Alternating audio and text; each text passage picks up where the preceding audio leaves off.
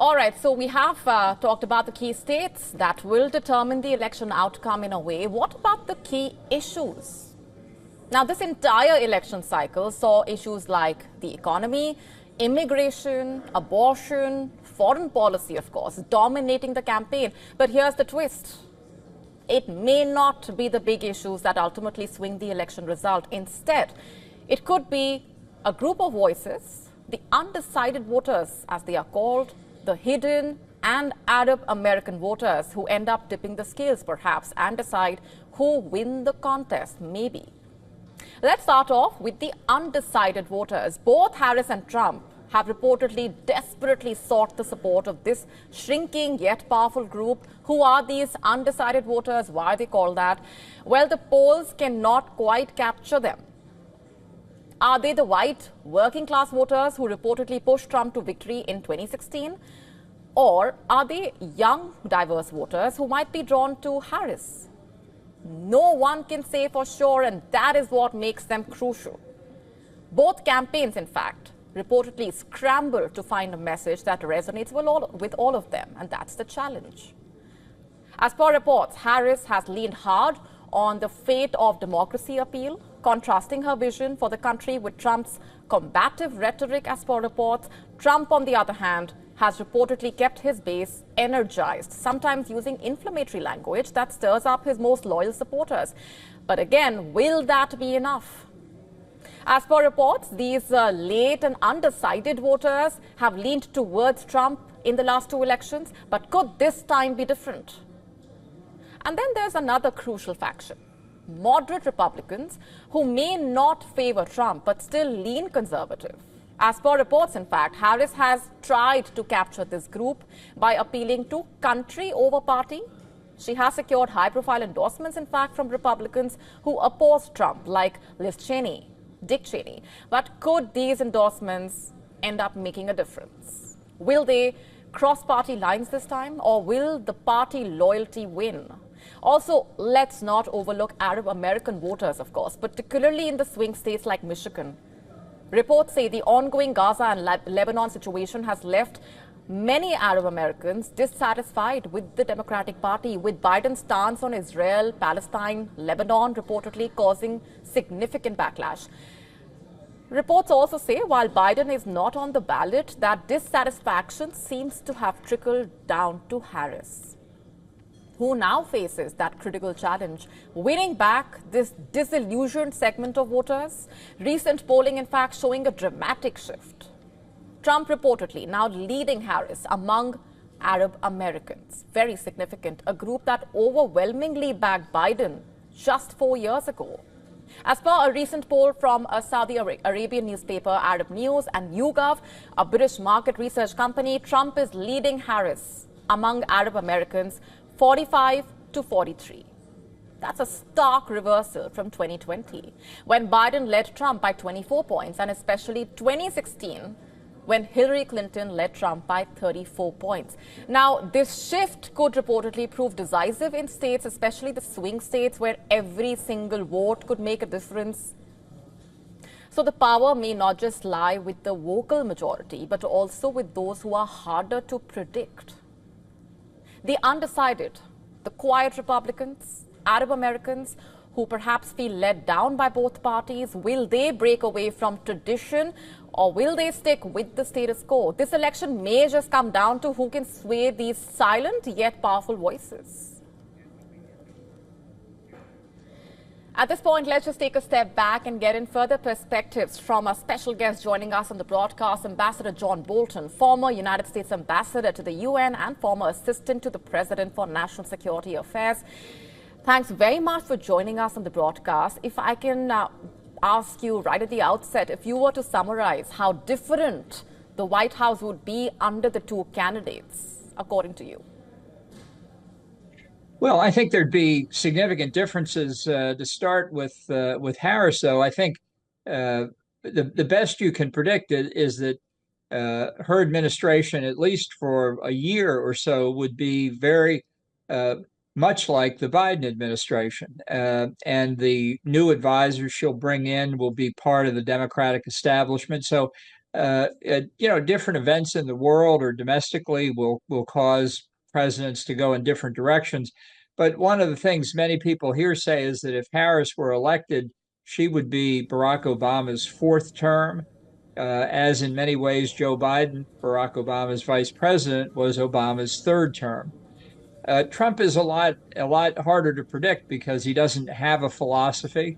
Certainly in the national security space, he doesn't think in policy terms. His decisions are episodic, transactional, ad hoc, all seen through the prism of whether they benefit Donald Trump. There are some things he focuses on. He focuses on illegal immigration across the Mexican border. He's focused on the economy and the still very painful inflation that occurred during the Biden administration.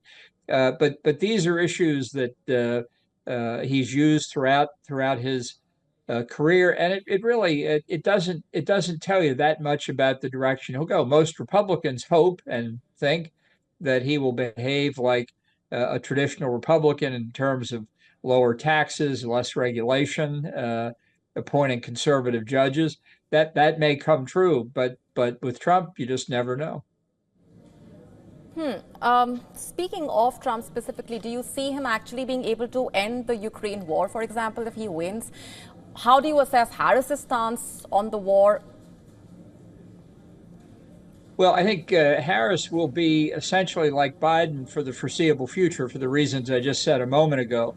But particularly in national security, before becoming vice president, she had no real experience. So what she has learned, she's learned during the Biden administration. And while you can't say for sure, the best guess you can make is it will look a lot like Biden. I'm very worried if Trump gets in. He has said on the campaign trail that he could end the war in 24 hours. He'd just get Zelensky and Putin into a room together and they would work it out. That isn't going to happen. And if it did, of course, it wouldn't be Trump's fault because it's never his fault. So it must be the fault of Zelensky or of Putin. And given Trump's affinity for Putin, I would be very worried that he would conclude it was Zelensky's fault and that Ukraine would suffer accordingly. I think it's very possible within the first 6 to 9 months that Trump could cut off all assistance to Ukraine, and that would have a devastating effect, I think. But I think he thinks he can end this war, and one way to end a war is just to sell one side out. Interesting you say that. Speaking about the other war zone, how can we not talk about the impact of this election result on West Asia? Do you think things would dramatically change over the next few months if either of the candidates actually go ahead with what they've been talking about? Well, I think the first thing to consider is that from today until January the 20th, when the new president is sworn in, we'll have what in America we call a lame duck president. And I think that is always a dangerous period because our adversaries see that as an opportunity to cause trouble. They know the lame duck president only has a few days or weeks left in office and is hesitant to take strong action that would affect his successor. Now, if Kamala Harris wins, then I think the lame duck period is less of a threat, but it's a signal that the policies will basically remain the same. And I think the one major difference there may be depending on the circumstances that exist when Harris takes office. She would be less favorable to Israel than Biden has been. I think most people believe that Trump will be even far more favorable to Israel than Biden has been, but and that may be the most likely outcome, but it's not certain because Trump has also said with respect to the war in the Middle East that he wants that over with by the time he takes the oath of office. And I think he just wants it off his table. He doesn't want to have to deal with it. I think it's very unlikely the conflict will be over by then, so he'll have to. But his instinct is just to put it behind him. He views it as a Biden problem. He said the Iranians and their terrorist allies never would have attacked if he had been president, which of course is an unprovable statement in either direction. But I think he just wants to get it out of the way and over with.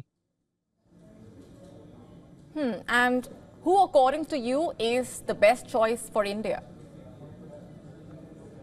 Well, it's hard to say. We haven't had a lot of debate about national security in the course of this campaign.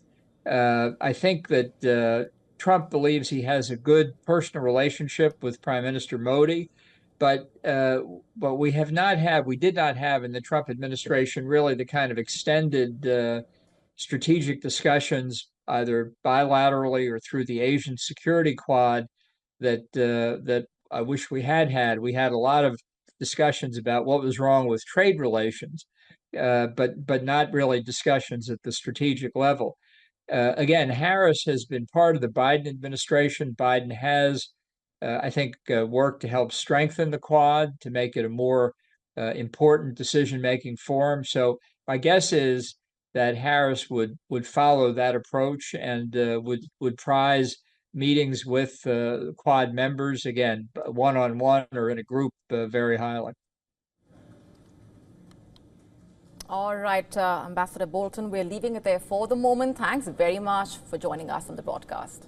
To stay up to speed with the latest news, download the WION app and subscribe to our YouTube channel.